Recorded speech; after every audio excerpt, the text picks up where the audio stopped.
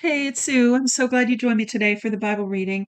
This is the one for June 9th, and I'm reading Job 29 to 31 from the World English Bible. Now, you may have been following along with this book, or you may have just now turned it on.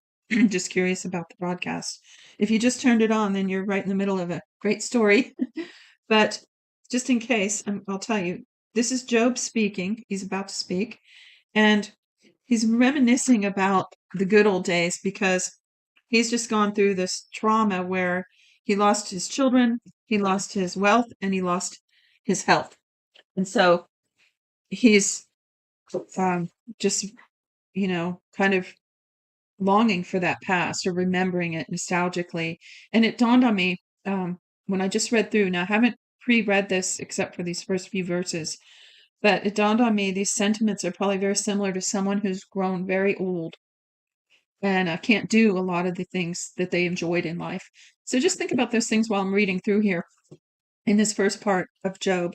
And it's a continuation of Job from yesterday. We left off with him speaking, and now he still is in this first part of today's reading. Verse 1. Job again took up his parable and said, "Oh, that I were as in the months of old, as in the days when God watched over me, when his lamp shone on my head, and by his light I walked through darkness. As I was in my prime, when the friendship of God was in my tent, when the Almighty was yet with me, and my children were around me. When my steps were washed with butter, and the rock poured out streams of oil for me. When I went out to the city gate, when I prepared my seat in the street, the young men saw me and hid themselves. The aged rose up and stood. The princes refrained from talking and laid their hand on their mouth. The voice of the nobles was hushed, and their tongue stuck to the roof of their mouth. For when the ear heard me, then it blessed me, and when the eye saw me, it commended me, because I delivered the poor who cried, and the fatherless also, who had no one to help him. The blessing of him who was ready to perish came on me, and I caused the widow's heart to sing for joy. I put on righteousness, and it clothed me. My justice was as a robe and a diadem.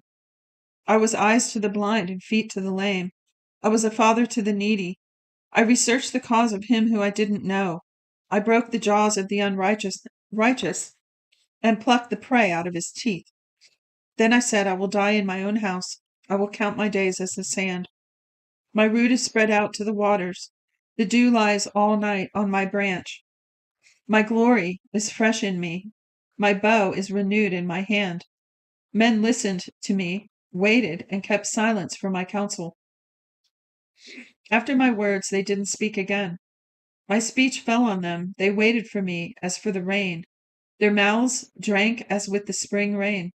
I smiled on them when they had no confidence. They didn't reject the light of my face. I chose out their way and sat as chief. I lived as a king in the army, as one who comforts the mourners. But now, those who are younger than I have made wait a minute. Now, those who are younger than I have made me in derision, whose fathers I consider unworthy to put with my sheepdogs. Of what use is the strength of their hands to me, men in whom ripe age has perished? They are gaunt from lack and famine. They gnaw the dry ground in the gloom of waste and desolation. They pluck salt herbs by the bushes.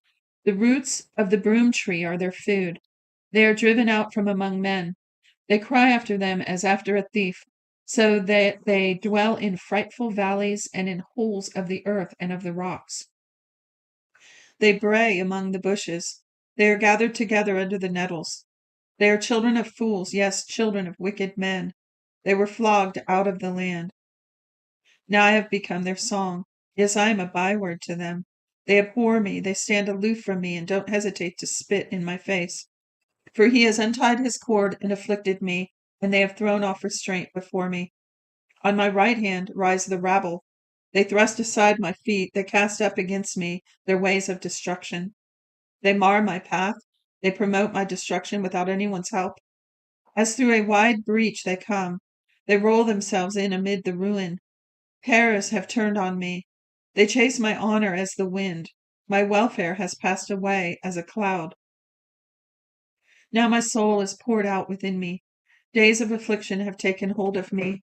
In the night season my bones are pierced in me, and the pains that gnaw me take no rest. My garment is disfigured by great force. It binds me about as a collar of my tunic. He has cast me into the mire. I have become like dust and ashes. I cry to you, and you do not answer me. I stand up, and you gaze at me. You have turned to be cruel to me. With the might of your hand you persecute me. You lift me up to the wind and drive me with it. You dissolve me in the storm. For I know that you will bring me to death, to the house appointed for all living. However, doesn't one stretch out a hand in his fall, or in the calamity therefore cry for help? Didn't I weep for him who was in trouble? Wasn't my soul grieved for the needy? When I looked for good, then evil came. When I waited for light, darkness came. My heart is troubled and doesn't rest. Days of affliction have come on me. I go mourning without the sun. I stand up in the assembly and cry for help. I am a brother to jackals and a companion to ostriches. My skin grows black and peels from me. My bones are burned with heat. Therefore my harp has turned to mourning, and my pipe into the voice of those who weep. I made a covenant with my eyes. How then should I look lustfully at a young woman? For what is the portion from God above, and the heritage from the Almighty on high? Is it not calamity to the unrighteous and disaster to the workers of iniquity? Doesn't he see my ways and count all my steps?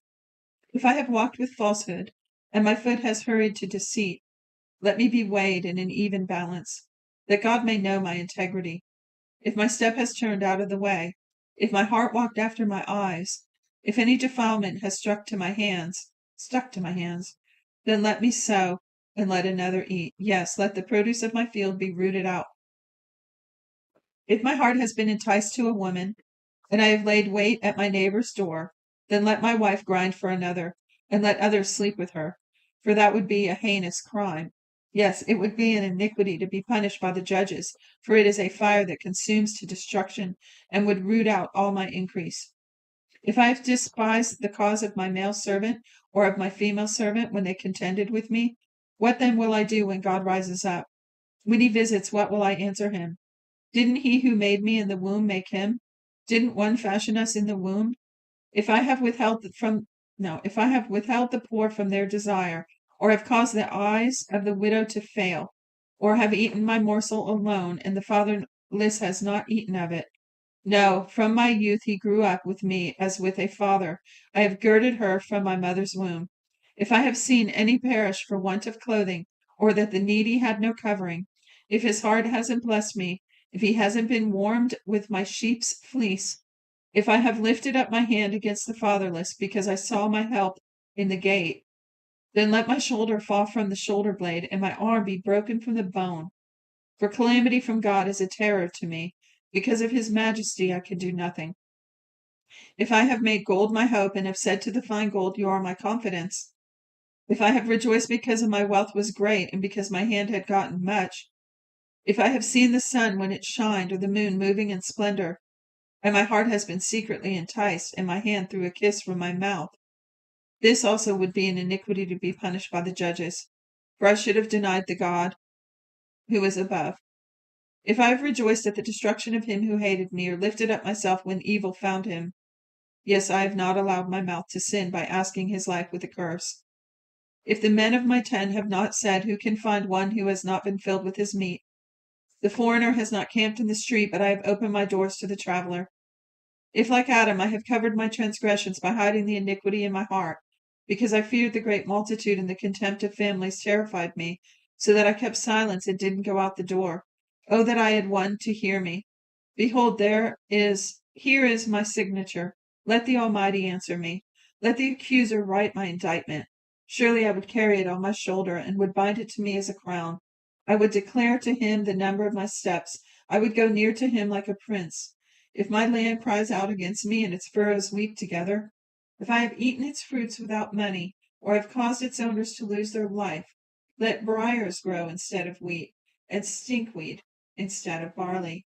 The words of Job are ended.